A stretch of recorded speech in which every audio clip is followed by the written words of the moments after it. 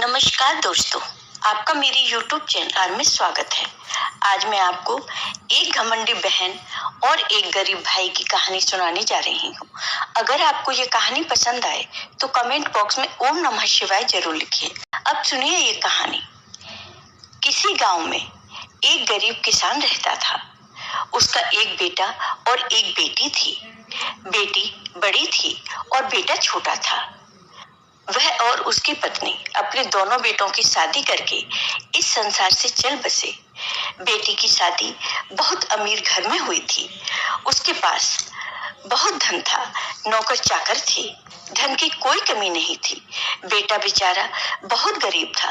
वह दिन भर खेतों में काम करता, फिर भी घर का खर्चा पूरा नहीं होता तो अलग से मजदूरी भी करता। उसके पास कोई धन संपत्ति नहीं थी। वह प्रतिदिन कमाता था और अपने परिवार का पालन पोषण करता था। जिस दिन उसे कोई काम नहीं मिलता उस दिन उनके पास खाने के लिए कुछ नहीं होता था। जिस दिन मेहनत करता था उसी दिन घर में चूल्हा जलता था, नहीं तो घर में चूल्हा नहीं जलता था। उसकी पत्नी भगवान शिव की परम भक्त थी। वह बहुत ही नियम कर्म और पूजा पाठ करने वाली थी। वह प्रतिदिन भगवान शिव के मंदिर जाया करती थी और वहां वह पहले मंदिर की साफ सफाई करती, फिर भगवान शिव की पूजा करती थी। भगवान शिव में बहुत ज्यादा श्रद्धा और विश्वास होने के कारण उसे अपनी गरीबी से कोई शिकायत नहीं थी। घर की हालत चाहे जैसी भी हो, वह पूजा पाठ जरूर करती थी। इसलिए गरीब होते हुए भी उसके बच्चे संस्कारी थे और वह थोड़े में ही गुजारा करके अपने पति के साथ खुश थी। दूसरी तरफ जो उसके पति की बहन थी, अपने अमीर होने के कारण वह बहुत घमंडी थी। भाई की गरीबी के कारण उसके साथ रिश्ता रखने में उसे शर्मिंदगी महसूस होती थी। उसे लगता था कि मेरा भाई मेरे बराबर नहीं है। वह अपने भाई और उसके परिवार से मिलना भी पसंद नहीं करती थी। एक बार बहन की ननद की शादी थी। उसने अपने सभी रिश्तेदारों को शादी के लिए आमंत्रित किया, लेकिन अपने भाई की गरीबी के कारण उसको नहीं बुलाया।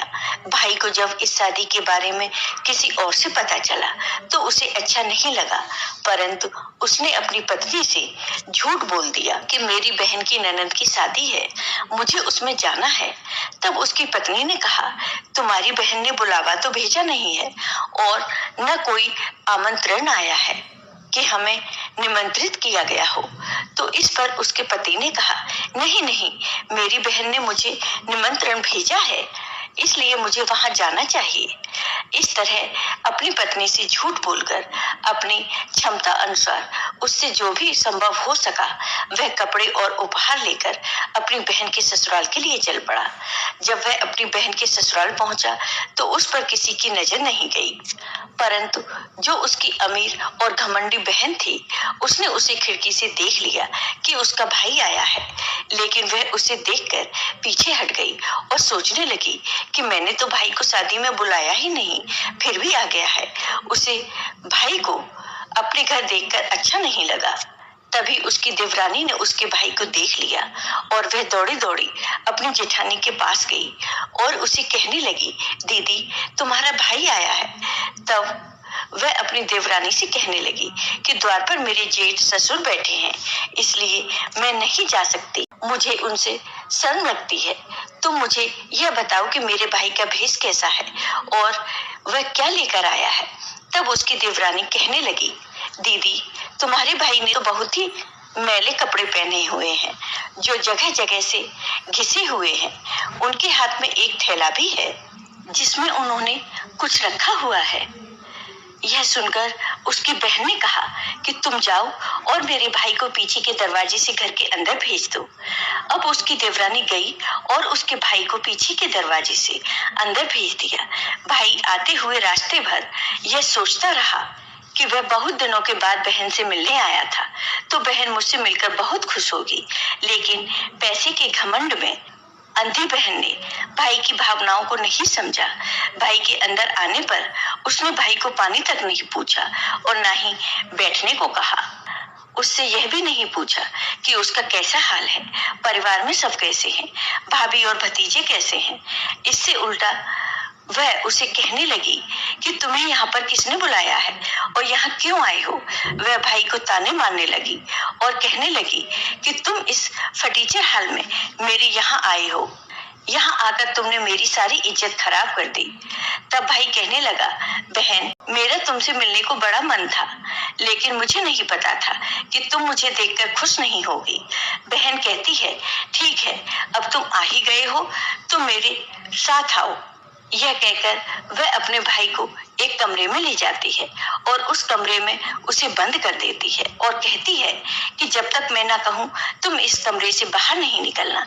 बेचारा भाई पैदल गया था, भूखा प्यासा था, लेकिन बहन ने उसकी कोई खोज खबर नहीं ली। धीरे धीरे 2 दिन बीत गए। बहन ने दरवाजा नहीं खोला। शादी में काफी रिश्तेदार आए हुए थे और घर मेहमानों से भरा हुआ था। मेहमान तरह तरह के भोजन पकवान खा रहे थे, लेकिन कमरे के अंदर भाई बेचारा भूख प्यास से तड़प रहा था।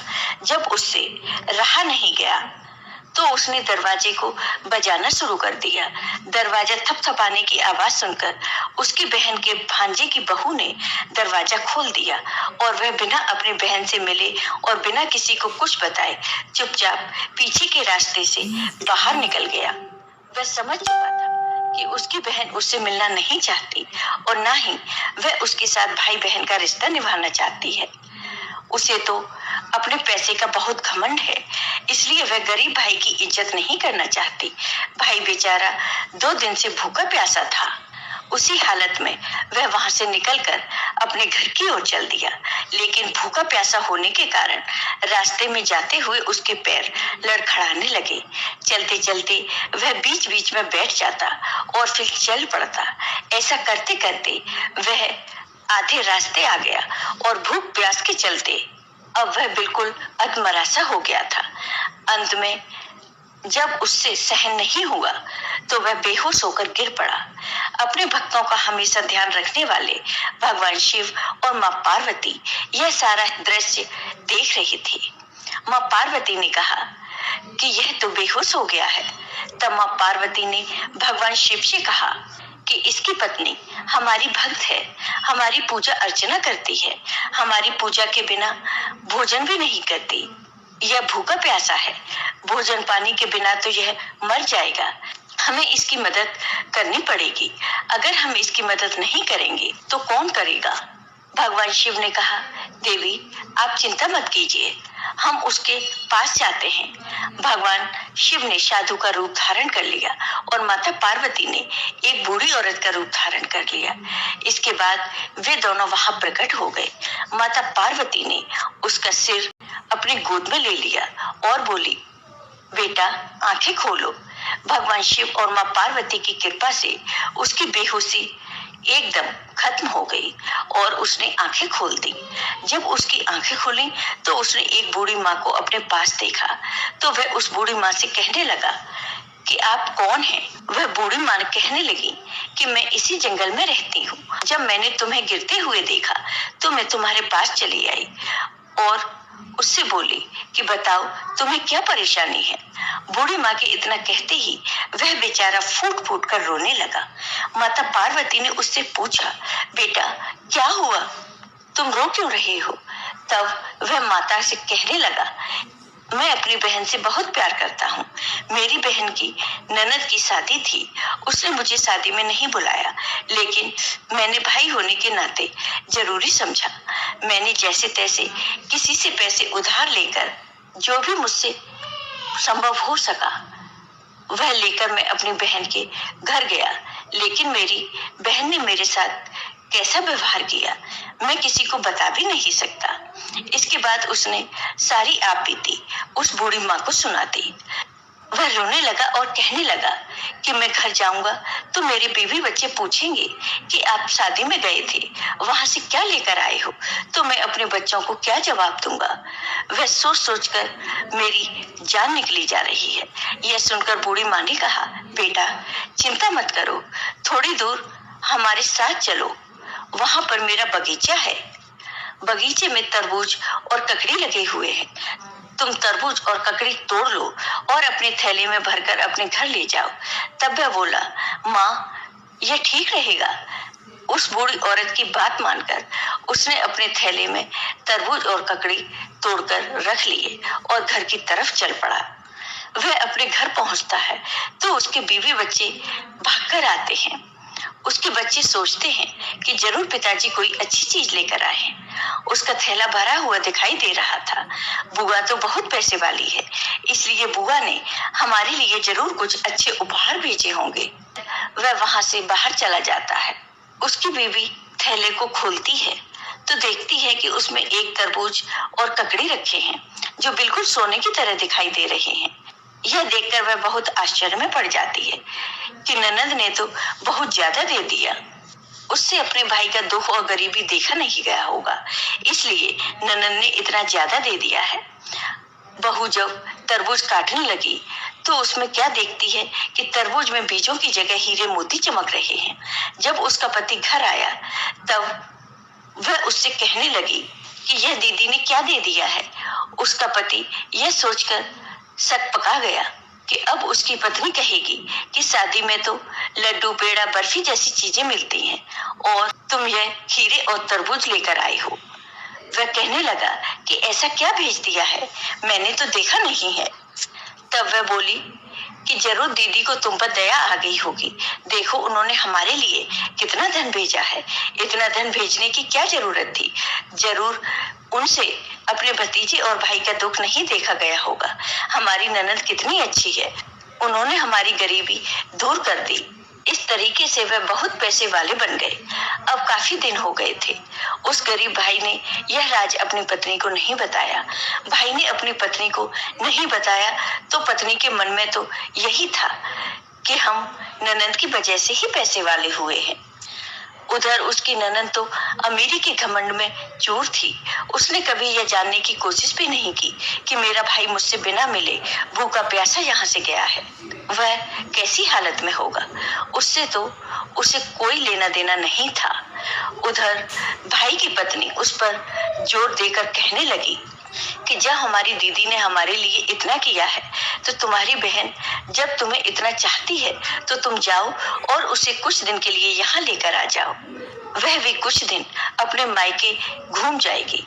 तब उसका भाई कहने लगा, ठीक है, मैं अपनी बहन को लेने जाऊंगा। अब भाई के पास भी काफी पैसे थे। वह अच्छे कपड़े पहनकर तैयार हुआ, बहन के लिए अच्छे अच्छे उपहार खरीदे और वह सब लेकर अपनी बहन के ससुराल की तरफ चल दिया। जब वह अपनी बहन के घर पहुंचा तो फिर उसकी देवरानी ने उसे देखा और वह भागकर उसकी बहन के पास गई और अपनी जेठानी से कहने लगी, दीदी तुम्हारा भाई आया है। तब फिर वह घमंडी बहन कहने लगी, मेरा भाई आया है तो किस वेश में आया है। उसकी देवरानी कहने लगी, तुम्हारा भाई तो रेशमी वस्त्र पहने हुए है और काफी सारे उपहार लेकर आया है। तब वह कहने लगी कि दरवाजे पर मेरे जेठ ससुर बैठे हैं, इसलिए अपने भाई से मिलने मैं ही जाऊंगी। वह दरवाजे पर आती है और भैया भैया कहकर अपने भाई को घर के अंदर ले जाती है और उसका आदर सत्कार करती है। यह देखकर उसका भाई सोचने लगा कि बहन में कितना बदलाव आ गया है। जब मेरे पास कुछ नहीं था तो बहन ने मुझे पानी तक भी नहीं पूछा और आज मेरे पास धन दौलत है तो मेरी वह कितनी खातिरदारी कर रही है। लेकिन उसने वह सब मन में ही रखा। फिर वह अपनी बहन से बोला, बहन तेरी भाभी बहुत जिद कर रही है और कुछ दिन के लिए तुझे वह बुला रही है। तब बहन बोली, हाँ भाई, मुझे भी अपने मायके गए हुए बहुत दिन हो गए हैं, मैं भी चलने के लिए तैयार हूँ। वह मायके जाने के लिए तैयारी करने लगती है। जब घमंडी बहन अपने भाई के घर आती है तो अपने भाई का घर परिवार और उसकी शानो शौकत देखकर उसकी आंखें फटी की फटी रह जाती हैं। उसकी भाभी उसका बहुत आदर सत्कार करती है और बहुत सेवा करती है, क्योंकि उसे तो यही लगता है कि अपनी ननद की वजह से ही वह अमीर हुए हैं, पैसे वाले हुए हैं और उसके दुख के दिन बीत गए हैं। बहू तो इसका सारा श्रेय अपनी ननद को ही देती है। वह मन से यह मानती है कि मेरी इस ननद ने हमारी मदद की है, इसी ने हमें सोने के तरबूज और हीरे मोती भेजे हैं। अगर मेरी ननद धन नहीं भेजती तो हम लोग ऐसे ही गरीब रहते। यह सोचकर अब वह अपनी ननद की हर मुराद पूरी करती है। उसकी ननद कहती है, मुझे यह साड़ी खरीदनी है और यह मुझे लेना है। जो भी वह फरमाइश करती उसकी भाभी उसे वही दिलवा देती और बहुत खुश होती कि चलो मैं अपनी ननद की फरमाइश तो पूरी कर रही हूँ। अब ननद का वापस अपने ससुराल जाने का समय आ गया तो भाई बोला, ठीक है, बहन को विदा तो करना ही है, लेकिन मैं बहन के लिए एक जोड़ी जूते बनवाना चाहता हूँ। वह एक मोची के पास गया और मोची से उसने कहा, भैया एक जोड़ी बोलने वाली जूती बना दो। मोची बोला, ठीक है, मैं बना देता हूँ। मोची ने कहा कि भैया बोलने वाली जूती बनाने के लिए 1-2 दिन का समय लगेगा। उसने कहा कि ठीक है। वह घर आया और अपनी बहन से कहने लगा, बहन 1-2 दिन और रुक जाओ, फिर तुम चली जाना। 1-2 दिन तो तुम और रुक ही सकती हो, तब तक जूते भी बनकर आ जाएंगे। उसकी बहन बोली, ठीक है भैया, मैं रुक जाऊंगी। 2 दिन बाद जब जूती बनकर आई तो उसे देखकर बहन बहुत खुश हुई। जूती पर बहुत मीनाकारी और कढ़ाई की हुई थी, उस पर हीरे मोती लगवाए हुए थे। यह देखकर बहन बहुत प्रसन्न हुई। जब वह जूतियां पहनती तो उस जूती में से आवाज आती कि गरीब का कोई रिश्ता नहीं होता, गरीब का कोई रिश्तेदार नहीं होता। बहन भाई का रिश्ता भी अमीरी और गरीबी का होता है। और बहन ने तो भूखे प्यासे भाई को घर से लताड़ दिया। जब भी वह जूती पहनती तो जूती में से यही आवाज आती कि गरीब का कोई रिश्ता नहीं होता। इस तरह से जूती तरह तरह की बात बनाती। जूती की यह बात उसके भाई की पत्नी ने सुन ली। वह अपने पति से कहने लगी कि यह जूती क्या कह रही है, मेरी तो कुछ भी समझ में नहीं आ रहा। तब उसका पति कहने लगा कि यह तो जूती है, जैसे मोची ने बना दी वैसी बन गई, लेकिन यह क्या कह रही है यह मुझे नहीं पता। बहन को अपने घर के लिए विदा होकर जाने का समय आ गया। जब बहन विदा होकर जाने लगी तो उसको भी महसूस होने लगा कि उसके साथ कितना अच्छा बर्ताव किया गया है। अब उसे अपने किए पर थोड़ा पछतावा भी हो रहा था। जब बहन विदा होकर चलने लगी तो उसने फिर से वही जूती डाल ली। जैसे ही वह चलती जूती बोलने लगती, गरीब का कोई रिश्ता नहीं होता, गरीब का कोई रिश्तेदार नहीं होता। बहन भाई का रिश्ता भी अमीरी और गरीबी का होता है। और बहन ने तो भूखे प्यासे भाई को घर से लताड़ दिया।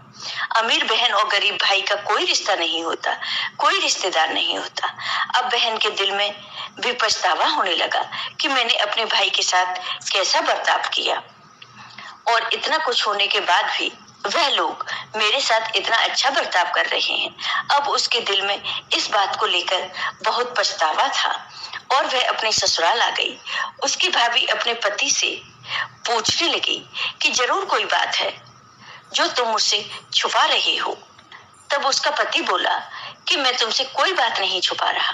वह बोली, नहीं नहीं, तुम मुझसे जरूर कुछ छुपा रहे हो। वह जिद करने लगी कि उन जूतियों का क्या राज है, वह मुझे भी बता दीजिए। तब उसके पति ने बताया कि जब हमारे पास कुछ नहीं था, मेरे कपड़े भी फटे पुराने थे, जब मैं अपनी बहन के घर उसकी ननद की शादी में गया था तो बहन ने मेरा कोई भी आदर सत्कार नहीं किया। मेरी बहन ने मुझे एक गिलास पानी तक नहीं पूछा और मुझे एक कमरे में बंद कर दिया।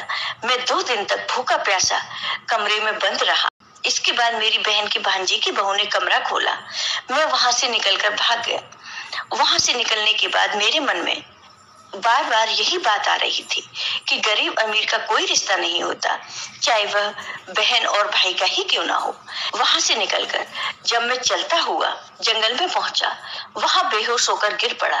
तभी एक बूढ़ी माँ एक साधु बाबा के साथ वहां आई और उन्होंने मुझे पानी पिलाया, मेरी सारी कहानी सुनी। तो मैंने जब उन्हें कहा, मैं अपनी बहन के घर से शादी से आ रहा हूँ, मैं अपने बीवी और बच्चों को क्या मुंह दिखाऊंगा। तब उस बूढ़ी माँ ने कहा कि मेरा बगीचा है, तुम बगीचे में से अपने थैले में तरबूज और ककड़ी भरकर ले जाओ। मैं वही तरबूज और ककड़ी घर लेकर आ गया। उस बूढ़ी माँ और साधु बाबा के कारण ही हमारी हालत गरीबी से अमीरी में बदल गई। मेरी बहन ने हमारी कोई मदद नहीं की है और ना ही उसने हमें कोई धन दिया है। उसकी पत्नी कहने लगी, मैं तो आज तक यही सोच रही थी कि मेरी ननद की वजह से ही हम पैसे वाले हुए हैं। वह बूढ़ी माँ और साधु बाबा जो आपको जंगल में मिले थे, अवश्य ही भगवान शिव और माँ पार्वती थे, जिनकी मैं पूजा करती हूँ। भगवान शिव और माँ पार्वती ने ही हम पर अपनी कृपा की है, उनके कारण ही हम गरीब से अमीर हो गए हैं। तब उसका पति कहने लगा कि तुम ठीक कह रही हो, लेकिन फिर भी अपने मन में कोई बैर मत रखो। वैसे तो हम अपनी बहन की वजह से ही पैसे वाले हुए हैं। अगर वह मुझे घर से न निकालती, मेरा निरादर न करती और मुझे भूखा न रखती, तो मैं उसके ससुराल से नहीं भागता और तब शायद हम पर भगवान शिव और माँ पार्वती की कृपा नहीं होती। किसी न किसी रूप में यह सब जुड़ा हुआ तो मेरी बहन से ही है। उसी की वजह से ही हम पैसे वाले हुए हैं। वह अपनी पत्नी को समझाने लगा और कहने लगा, मेरी बहन के प्रति तुम अपने मन में दुर्व्यवहार मत रखना। उसके साथ कोई भी ऐसा बर्ताव मत करना कि उसे यह महसूस हो कि जैसा उसने मेरे साथ किया, हमने भी वैसा ही उसके साथ किया। तब पत्नी कहने लगी, आप चिंता मत कीजिए, ऐसा कभी नहीं होगा। भगवान ने हमें इतना दिया है जिससे हम दूसरों की भी मदद कर सकें, लेकिन हम अपनी गरीबी के दिन भूले नहीं हैं। अगर बहन ने ऐसा किया है तो वह उनकी सोच है। हम हमेशा उनका आदर सत्कार करेंगे। वह जब भी अपने मायके आएंगी, जब जो वह कहेंगी, हम उसे वही उपहार देंगे। उस दिन के बाद उन दोनों का भगवान शिव और माँ पार्वती के प्रति श्रद्धा और विश्वास बहुत ज्यादा बढ़ गया और वह उनकी भक्ति में लीन रहने लगे। उनको समझ आ गया कि मनुष्य को भगवान पर विश्वास रखकर धैर्य धारण करने की आवश्यकता है। भगवान स्वयं अपने भक्तों का ध्यान रखते हैं और उनके कष्टों का निवारण भी करते हैं। भगवान अपने भक्त को कभी अकेला नहीं छोड़ते। जय हो भगवान शिव की, जय हो माता पार्वती की।